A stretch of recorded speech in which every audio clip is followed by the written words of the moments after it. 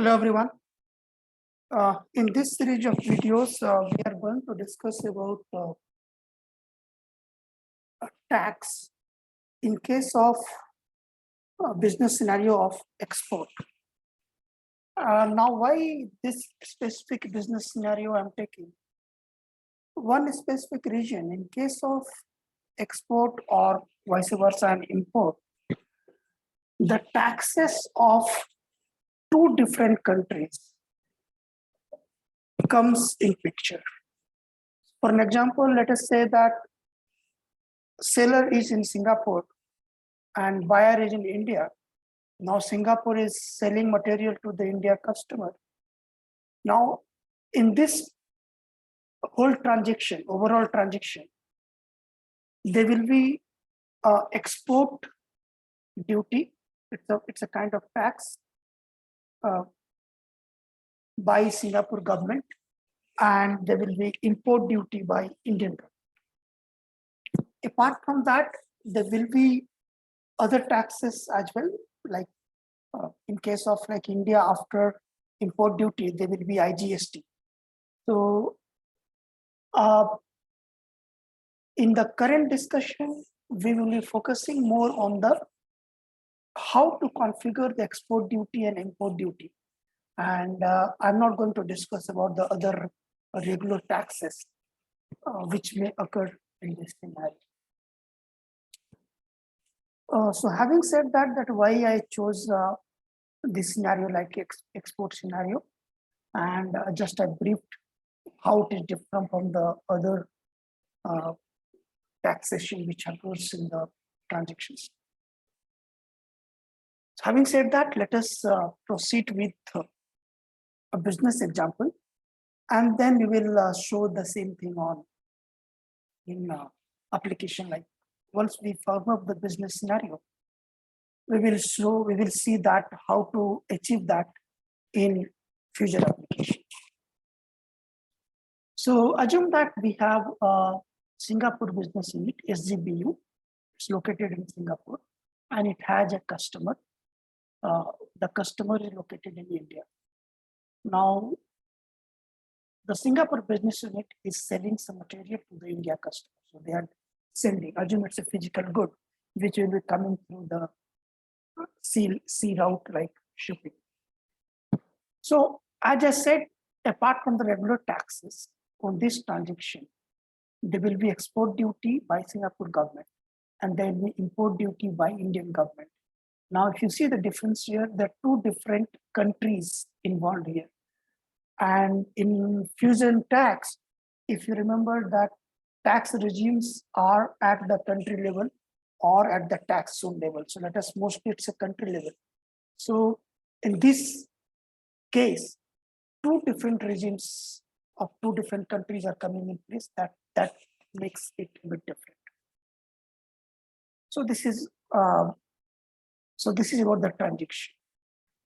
Now, so when the Singapore business unit raise the AR invoice to the India customer, overall in this transaction, there will be two kinds of two different export duty and import duty. But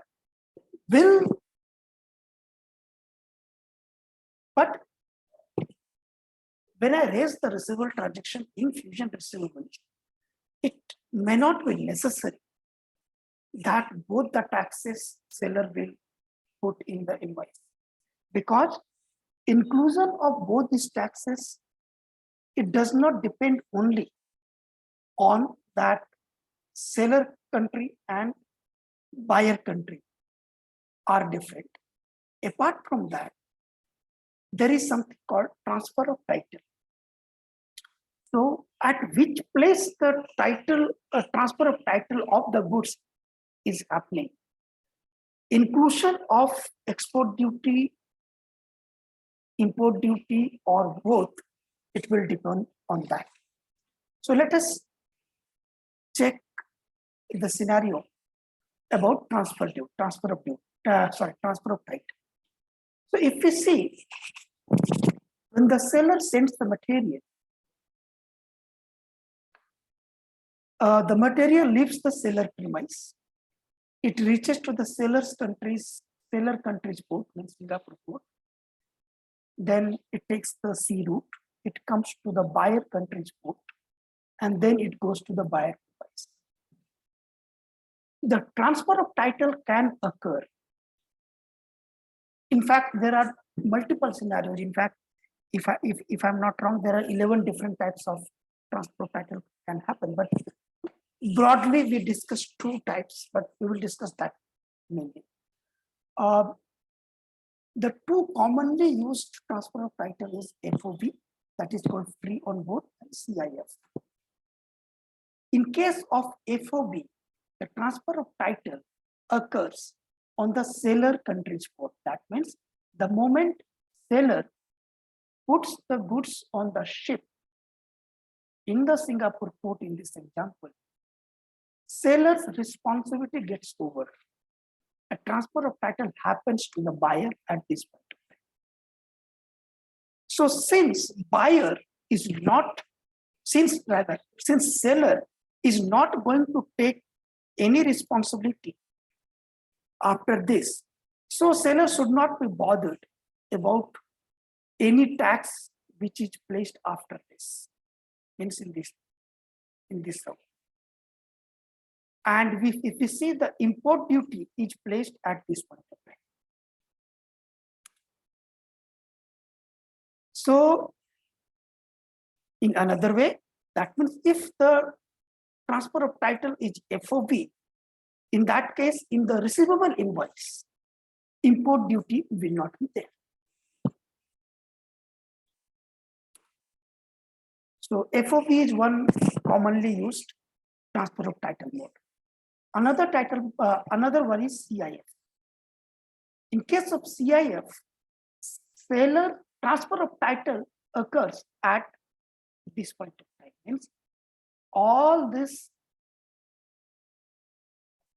from here till here, it's seller's responsibility.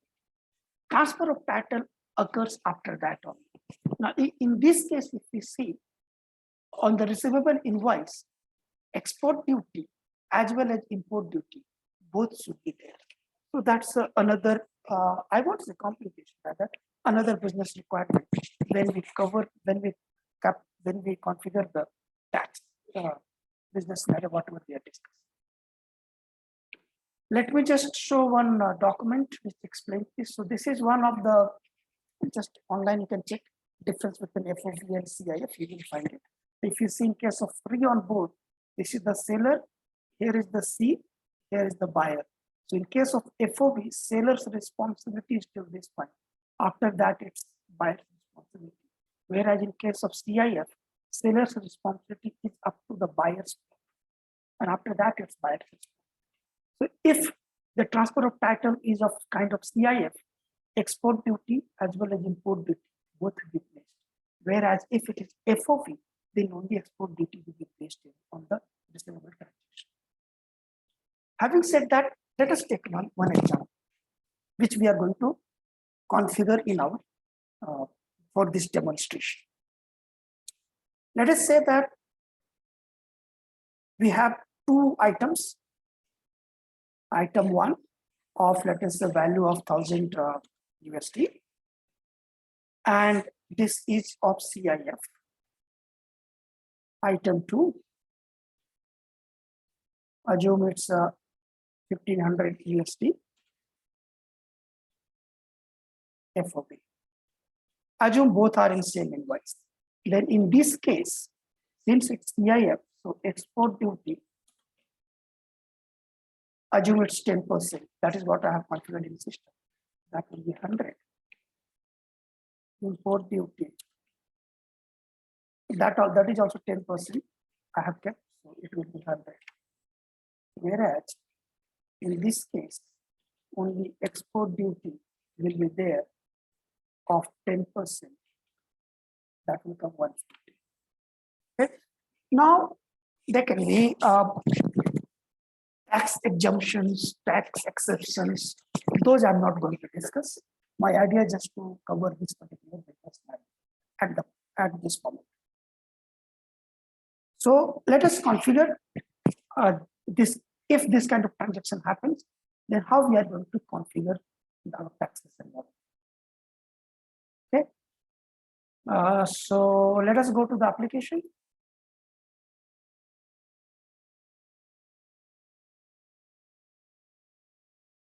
So first I will show you a few configurations. Let me show you the tax regime.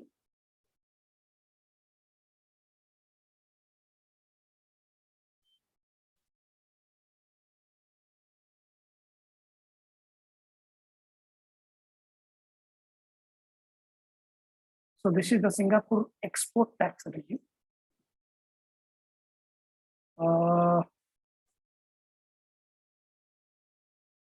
Country is Singapore, and this is assigned to SGBU. That's our business unit now.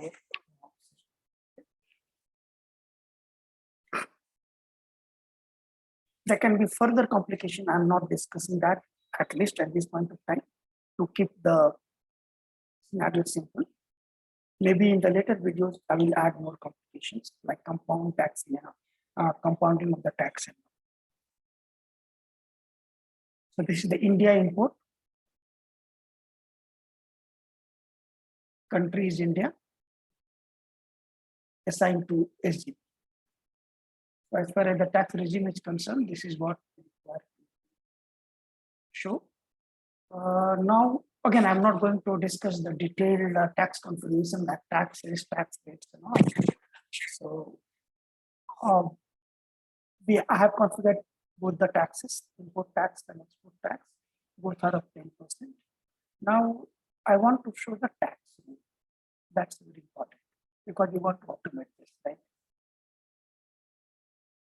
Now, okay, let us first see.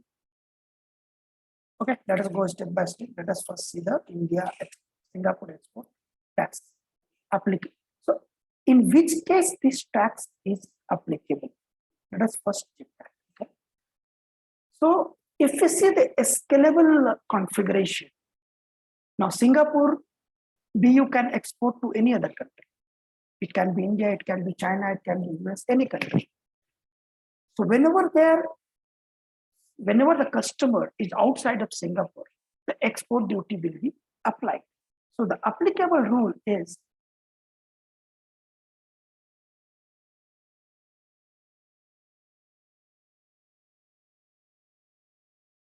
let's go to the next. This is what I mentioned here. Bill from country is equal to Singapore. Bill to country is not equal to Singapore. If this occurs, that means export tax is applicable.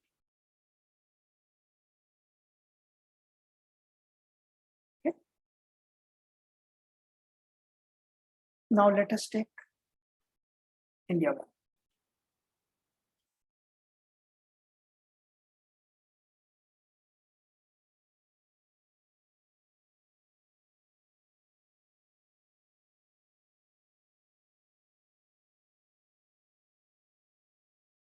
The condition here, in case of import, bill from is not equal to India, bill to equal to India, and as I explained, the CIF and FOB, I must have some tax determinant for this. I'm not very sure in fusion tax which field is generally. There is a field, there is a tax determinant called final discharge point, but based on that we can create rule also. But I'm not finding that very much. As far as I feel that is not a very user friendly. So what I have done that I have created a user defined fiscal classification. So I have said that if it is CIF, in fact, we can make it more CIF, CFR, all these things. If these things reach the condition, these conditions are met, then the import tax will be applicable. So that is what the tax applicable. So due to time limitations, I would like to take a pause here. We will do the transaction. I just show you the relevant configuration. There are in fact more configuration, which I'm not showing because those are not specific to the scenario what we are discussing. The things which were specific to the scenario, I showed the configuration to you. One more thing, in this example, I'm not explaining the compounding of tax. Compounding of tax means, let us say if we have a scenario like $1,000 is the item cost. On that, export duty is based on 100. So after export duty, the total cost will be 1100. Now import duty, we see that this will be over the item cost plus export duty. In this case, the import duty will be 110 instead of 100. This is called compounding tax. So that compounding tax, at least in this scenario, I'm not discussing. So that setup I'm not showing at least. So thanks a lot for watching. I will cover the transaction. I will show that how the configuration works in the receivable transaction in the next one. Thanks for watching. Bye.